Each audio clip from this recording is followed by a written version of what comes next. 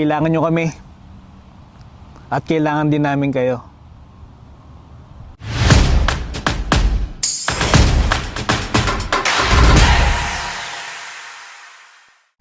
Hello mga sir.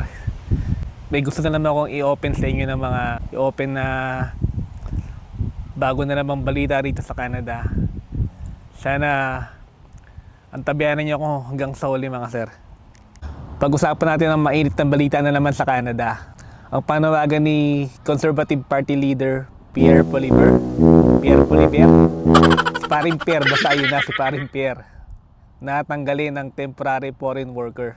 O scrap o buwagin ang temporary foreign worker program dito sa Canada. Ano ba ang ibig sabihin nito? Makakabuti ba ito sa ekonomiya ng Canada? O magiging malaking dagok ito sa mga imigranteng gusto magtrabaho o maghanap ng magandang kinabukasan? Pero teka, ano ba ang TFW program?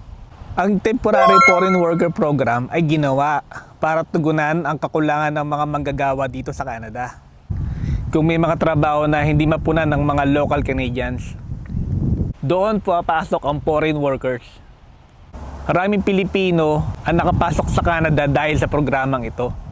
Usually, yung mga nasa sektor ng agriculture, gaya ng farm worker, food services, gaya ng mga fast food, sa mga restaurant, caregiving at hospitality.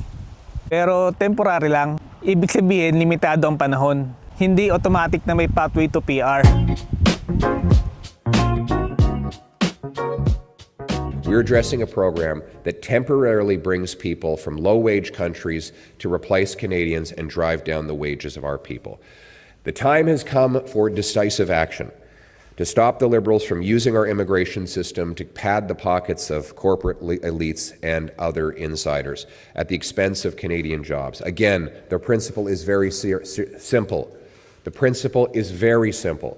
Canadian jobs for Canadian workers. Canada first, Canada always.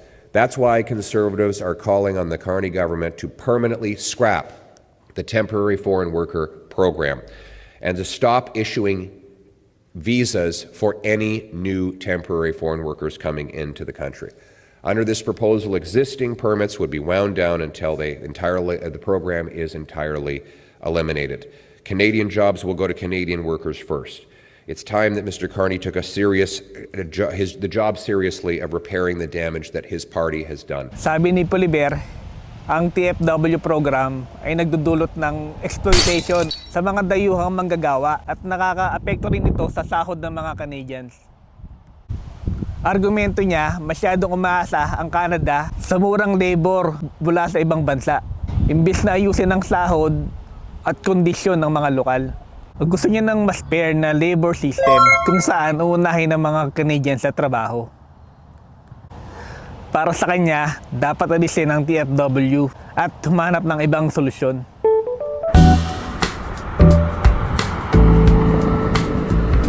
Bakit importante ang TFW dito? Bakit nga ba? Para sa akin, una, labor shortage solution. Dahil hindi naman lahat ng Canadians gustong pasukin yung mga trabaho dito.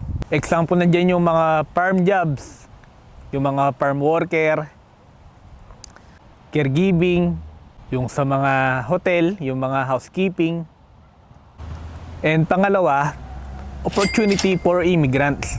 Para sa maraming Pilipino, stepping stone to para makapasok sa Canada. At pangatlo, economic contribution.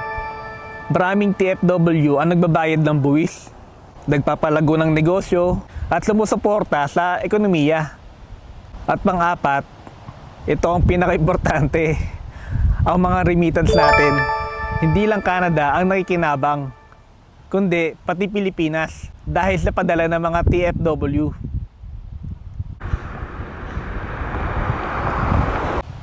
Number one dyan is yung exploitation.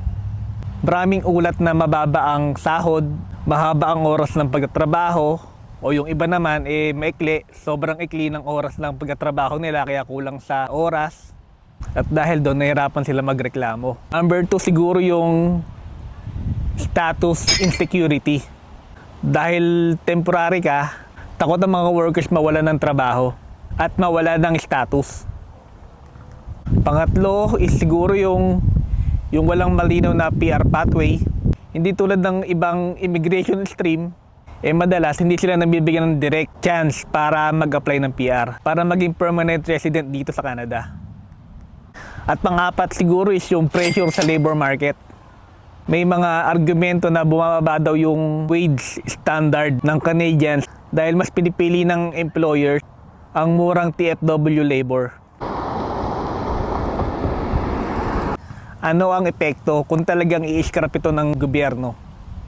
Kung mawawala talaga yung mga TFW, para sa akin, unang maapektuhan is yung mga negosyo. Sino ang mga kukuha ng mga trabaho sa farm? Sa restaurant, sa caregiving, kung wala ang mga TFW. O pangalawa, sa mga Canadians, o posible bang tumaas ang sahod nila dahil pipilitin ng mga employers na magbayad ng mas malaki para makahikayat ng mga locals. Pangatlo, sa mga immigrants, sa mga imigrante, mawawala ang 100 milyon, 100,000 o 100 tao na mga imigrante na papasok sa Canada. At lalo na para sa mga Pilipinong hindi pasok sa express entry. At pang-apat, sa ekonomiya, posibleng bumagal ang supply chain at operation ng ilang industriya. Opinion ko, para sa akin, dito simpleng black and white issue. Totoo naman, may mga pang-aabuso sa TFW. At totoo rin naman na minsan nagiging dahilan nito ng pagbaba ng sahod. Pero kung tuluyang aalisin ang programang ito, mawawala ng mga libo-libong tao na gusto makapagsimula dito sa Canada. Ang mas magandang solusyon is ireforma, hindi ang pag-aalis. Gawing mas protektado yung mga manggagawa. Ibigay ang mas malinaw na pathway to PR ng mga TFW. At siguraduhin hindi maabuso ng mga employer. Kasi sa totoo lang, ang Canada hindi tatakbo kung walang mga migrant worker or walang mga TFW. Para sa akin talagang tingin ko mahihirapan sila. Mas lalo na dun sa mga trabaho ng ayaw ng mga local Canadians. Saksi ako. Dahil din sa environment ng trabaho ko, talagang hindi kaya ng walang TFW. Kasi yung mga local dito na Canadian, mag-a-apply lang ng 1-2 buwan at tatanggap. At pag nagsawa na o talagang ayaw nila yung trabaho, talagang umaalis. Kaya ang kawawa doon, yung mga employer. Dahil wala silang tao sa TFW lang sila kumakapit talaga. Kaya nga naisip ko doon sa environment ko, kung saan man ako ngayon nagtatrabaho, oras na umalis ako doon, at siguraduhin ko na mahihirapan talaga sila. Hindi naman sa pag-ano, iba kasi ang Pilipino magtrabaho. Talagang tayo, kahit na mahirap, magtsatsaga tayo At nakikita ko rin kasi talaga yung mga bata na local dito na oras na magtrabaho sila doon o doon sa trabaho ng mga TFW, panagsawa sila at nahirapan sila doon sa trabaho, talagang umaalis sila, naghahanap, lumilipat. Kaya para sa akin, importante talaga ang TFW dito sa Canada. Canada needs worker. Worker needs Canada. Dito sa uli, ang tanong, kaya ba ng Canada na walang TFW program? O mas kailangan lang talaga ng tamang reforma at regulasyon? Kayo mga sir, ano sa tingin niyo ang mas tama? Anong masasabi ninyo? Kung ikaw ay isang TFW ngayon, natatakot ka ba kung mawala ang programang ito? I-comment nyo sa baba at pag-usapan natin. At maraming salamat sa panonood o sa pakikinig.